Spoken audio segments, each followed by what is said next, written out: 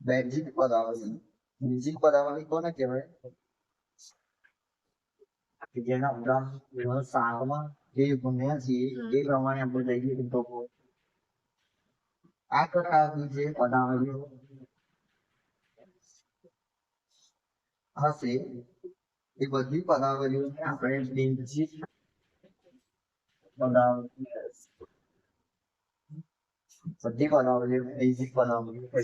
બીજું આપણે સારમાં શીખવા ચલ. ચલ એટલે શું? ચલ એટલે જેની કિંમત સતત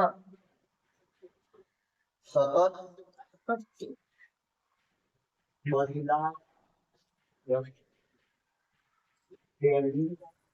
ચલ.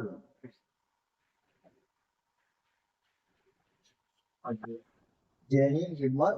સતત બદલાય કરે તેને ચલ કહે છે. હું કોઈ પણ સમીકરણ લઉં કે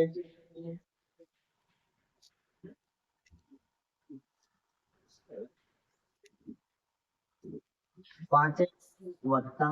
1 એક સમીકરણમાં લીધું છે. હવે આ સમીકરણમાં મારું જે x છે, x જે છે એ છે મારી ચલ. x છે ચલ. હવે જો હું એમ કહું કે મારે x બરાબર 0 કિંમત દે છે, x બરાબર 0 કિંમત લો તો મારે જે એ આ સમીકરણમાં 0 થઈ જશે અને એના મને જવાબ મળશે 5 × 0 એટલે કે 0. હવે જો હું એમ કહું કે મારે x બરાબર 1 લેવા, જો x બરાબર 1 લઈ તો મારે x ની જગ્યાએ 1 મૂકવા મળશે અને મારો જવાબ થઈ જશે 6. 5 × 5 + 1 એટલે 6. હવે હું એમ કહું કે મારે x બરાબર 5 લેવા છે, મારે x બરાબર તો મારો જવાબ 5 x ની જગ્યાએ 26. 5 × 25 + 1 26. બરાબર. તો એનો મતલબ કે જેમ જેમ આપણે ચલ જે x છે એની કિંમતો આપણે બદલતા રહીશું તેમ તેમ મારા સમીકરણનો જવાબ પણ બદલાતો રહેશે. એટલા માટે તેને સતત બદલાતી કિંમત કહે છે. ચલ જે છે સતત બદલાતી કિંમત છે એટલે તેની કિંમત સતત x ની અલગ અલગ કિંમતો માટે સમીકરણનો જે જવાબ હશે એ અલગ અલગ આવશે. તેના માટે x ને આપણે ચલ કહીએ. ચલ એટલે જે સતત ચાલતું હોય, જેની કિંમત કોઈ એક કિંમત ના આવે તે સતત બદલાય. બરાબર. હવે આ કિસ્સામાં બીજો મુદ્દો આવે છે એ છે અચળ. અચળ શું છે?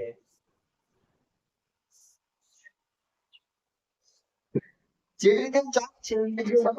ચાલ્યા કરે છે, બદલાયા કરે છે, એટલે અચળ એટલે કે જેની કિંમત બદલાય નહીં. કિંમત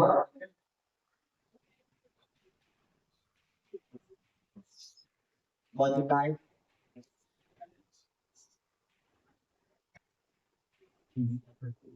અને બીજા શબ્દોમાં કહીએ કે સ્થગિત.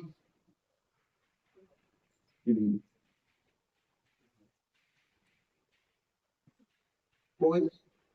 એક જ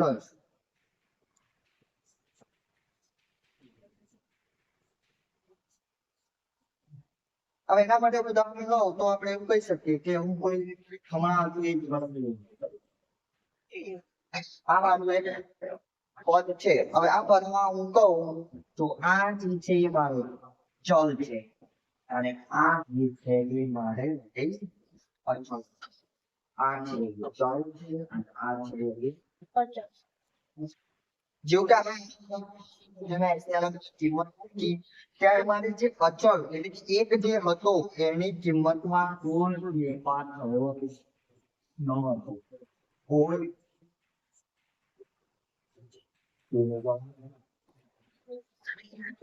એમાં કોઈ પણ જાતનો બદલાવ થયો ન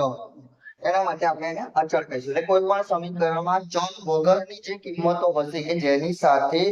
ગુણાકારમાં ચલ નહીં હોય એ કિંમતોને આપણે અચળ કહીશું કે જેની કિંમત બદલાશે નહીં એક જ કિંમત રહેશે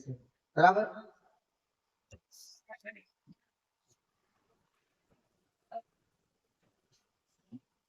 તો આ હતું પુનરાવર્તન કે જે ધોરણ 7 શીખી ગયા હતા બેસિક પદાવલી માટેનું હવે આપણે આમાંથી થોડું આગળ શીખવાનું છે કે જેમાં આપણે એક ચલ સુરેખ સમીકરણ એક ચલ સુરેખ સમીકરણ એટલે શું એક ચલ સુરેખ સમીકરણ એટલે કહીશું એક ચલ સુરેખ સમીકરણ કોને છે જે પ્રશ્ન છે એમાં તો પેલું છે જવાબ ન હશે એક જ હશે બરાબર જે પ્રશ્ન છે એનો પેલો જવાબ છે જે સમીકરણ માં ફક્ત એક જ ચલ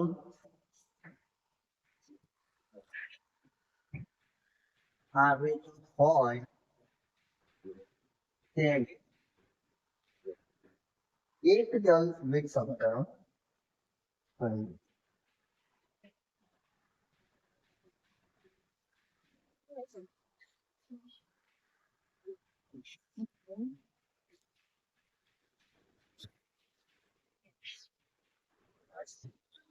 જે સમીકરણમાં ફક્ત એક જ ચલ આવેલો હોય એક જ ચલ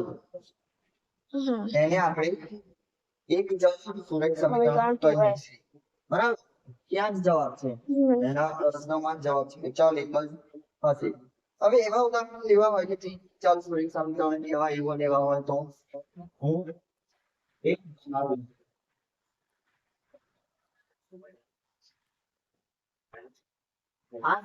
દેખાય છે કે ચલ તો ફક્ત એક છે તો સમીકરણને આપણે એક ચલ સુરેખ સમીકરણ કહીશું બરાબર જેમાં આ છે ચલ છે આ છે એની અચળ કિંમત છે અને આ એક ચલનો સમીકરણ છે બરાબર તો આ જે ઉદાહરણ હતું એ સુરેખ સમીકરણનું હતું અને જેમાં ફક્ત એક જ ચલ છે એટલા માટે તેને એક ચલ સુરેખ સમીકરણ કહીશું બરાબર ચલો હવે ચલમાં બીજી વસ્તુ હોય છે કે પદ અને પદાવલી જ્યારે આપણે આખું આ ગણીએ ત્યારે આખું અહીં થયું પદાવલી બરાબર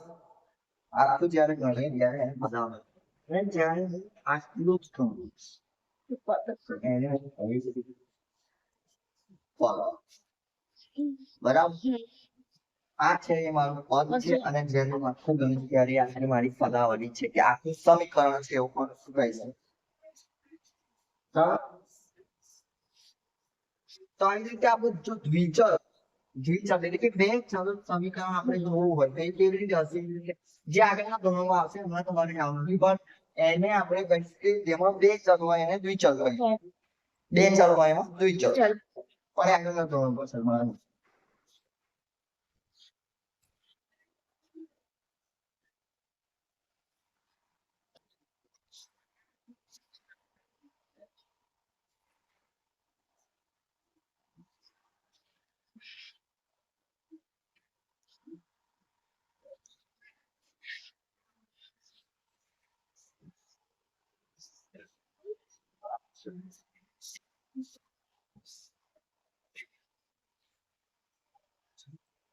હવે જો આ સમીકરણ આવ્યું હોય અને એનો ઉકેલ મેળવવાનો હોય તો એ ઉકેલ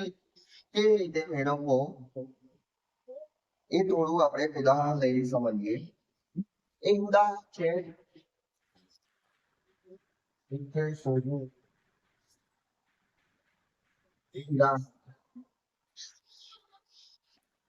ઉદાહરણ છે x ઓછા એને બરાબર છે x આ રીતે ઉદાહરણ હવે આ શ્રેણીમાં આપણે જોઈશું તો બરાબર આ બાજુ અને આ બાજુ બરાબર બરાબર બંને બે બાજુ ઉપરી છે એક ડાબી છે અને એક જમણી બાજુ છે બરાબર તો આ લિમિટ છે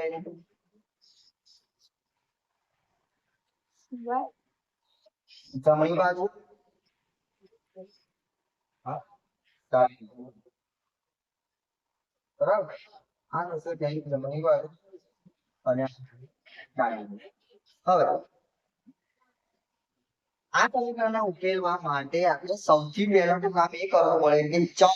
ધરાવતા જે પણ કિંમતો હોય ચલ ધરાવતા બધી કિંમતોને એક બાજુ અને અચળ કિંમતોને એક બાજુ બરાબર એક બાજુ કરી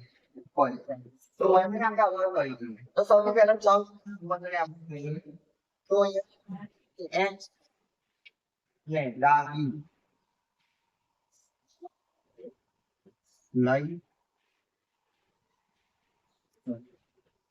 x ને આપણે ડાબી બાજુ કરીશું તો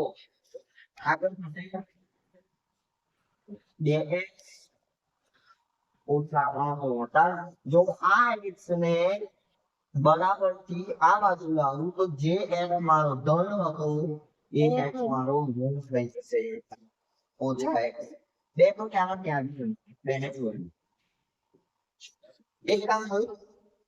ચાલો આ કિંમતને આપણે એક બાજુ લાવી પણ હજુ મારી પાસે આ બાજુ જે છે અચળ કિંમત અહીંયા છે